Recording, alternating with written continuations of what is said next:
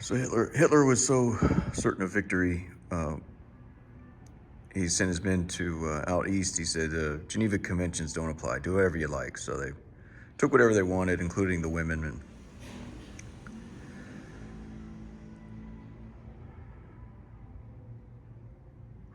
while the Russians are a proud people, they fell back from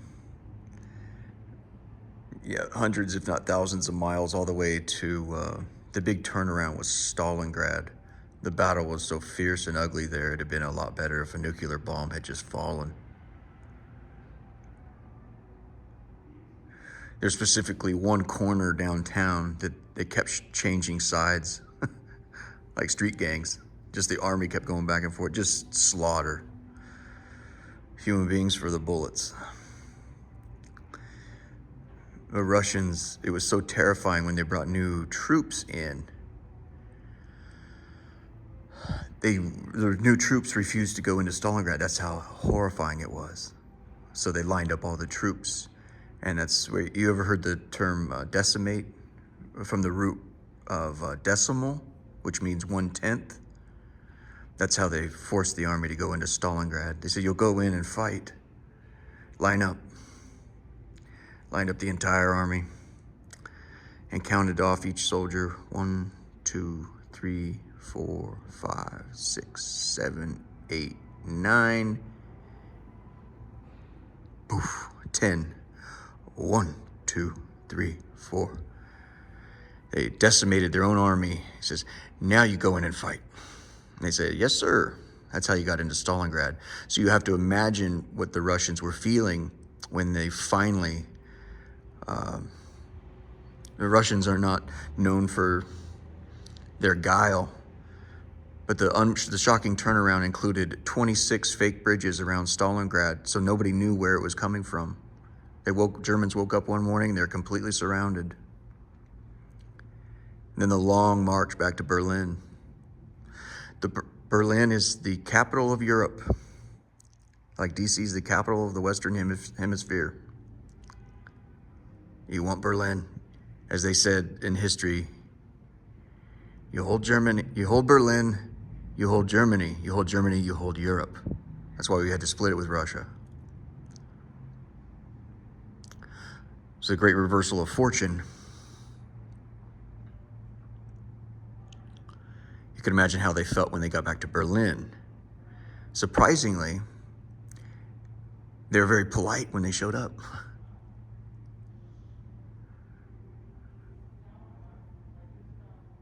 They said they showed up at the Reichstag and simply said, hey guys,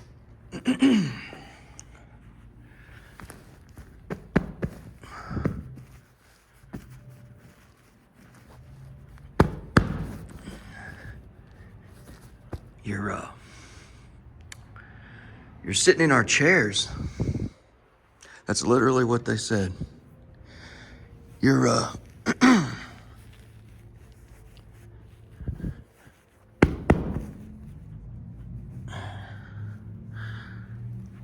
sitting in our chairs. Because they knew, just like the Germans knew, the last order of the day would be to rape all the women. You're sitting in our chairs.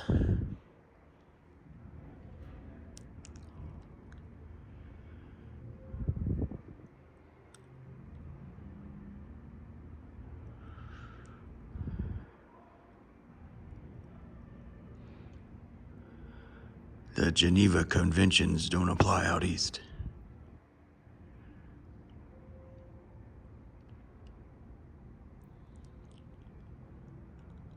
You guys, they raped all the women.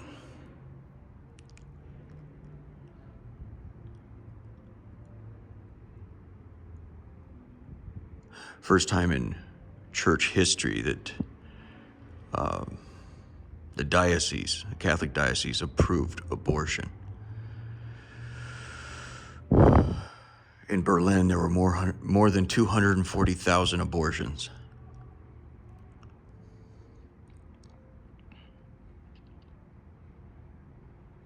the women said the best way to survive it was to make an Ivan your boyfriend. They tried a variety of different things. They pretend like they're in their deathbed. They put makeup on their faces if, they're halfway to death. I'm diseased. I've got cancer or the bubonic plague. And sometimes it worked. Okay, I'll pass. Oftentimes it did. Well, screw you anyway. But the big trick was find an Ivan. That's what they call a Russian soldier. Just like we're called Johnnies over here. Johnnies or Billies. Billy Yank, Johnny Reb.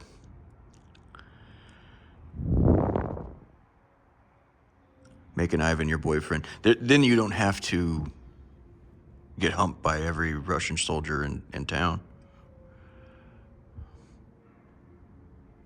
One German gal. I don't know, you got to play your cards how you play them, One German gal fought so hard. It was like 4 or 5 dudes trying to rape her. She fought so hard. By the time it was over, her skull was crushed. That's fucking impressive.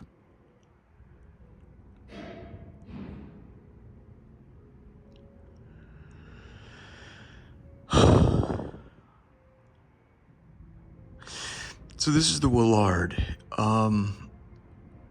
For the people that are impoverished, when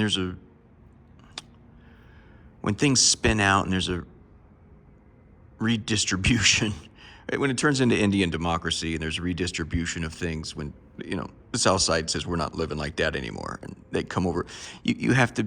This is a crown jewel. This is the Willard. It's right next to the White House. I cannot, for any reason whatsoever, imagine why the White House would not be burned down. Nobody wants. It's not a prize. The White House, despite what you think, it's not. Donald Trump doesn't like living there. He flies down. He runs the country from Mar-a-Lago.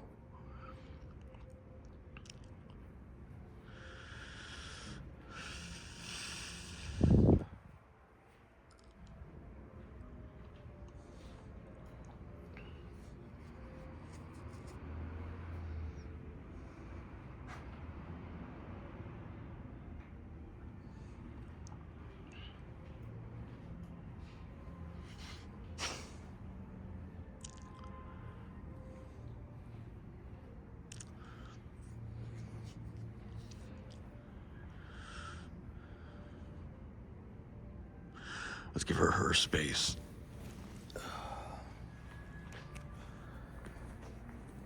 My point is, if you're from the South Side and you want to take something like this, you better be a very well organized. This is more of a prize for a nation state or something like that.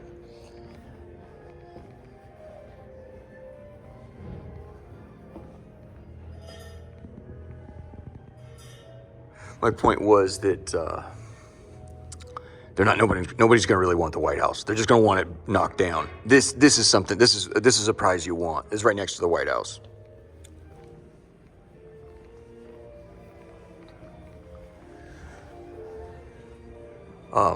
So anyway, if you're a small group, my advice would be to think very carefully about the size and scope of your undertaking.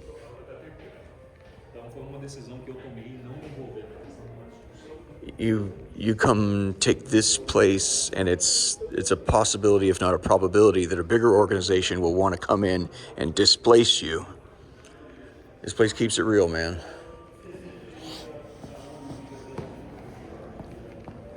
Grand piano right over here, I think, right? Yeah.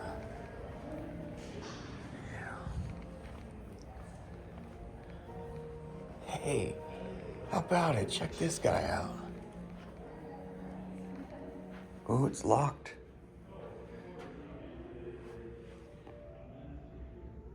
That's a lock right there.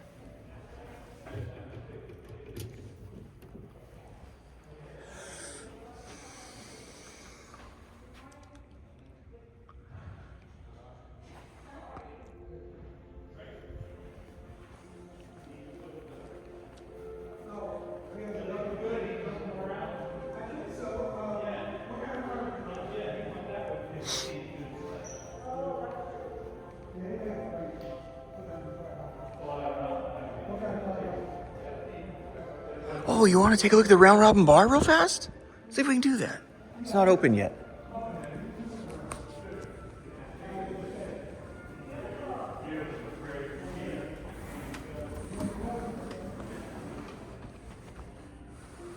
They might come find me. Hold on.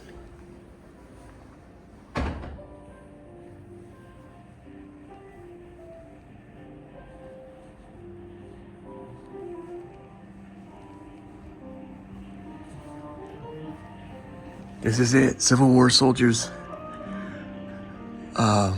Who's that poet? Not Willy Wonka. Not Woodrow Wilson. Not Walter White. W.W. He says, going into the Round Robin Bar, boys, and put on airs. Right here. They have a drink that was brought up by a senator from, I think, Kentucky. It's called the Mint Julep. It's their prized jump.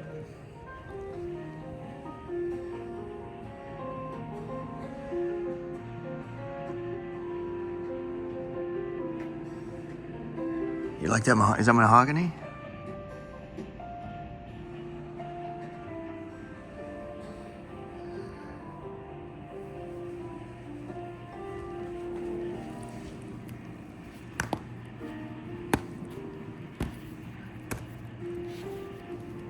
I was gonna try to find the mint julep recipe. Hold on.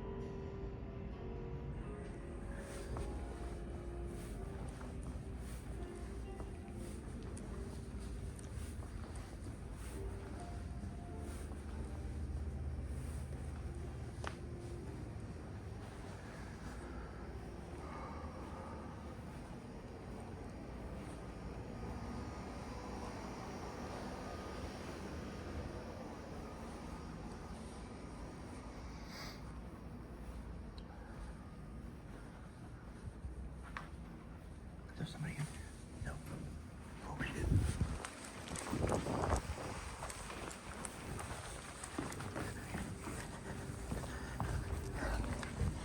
All right. Story time's over.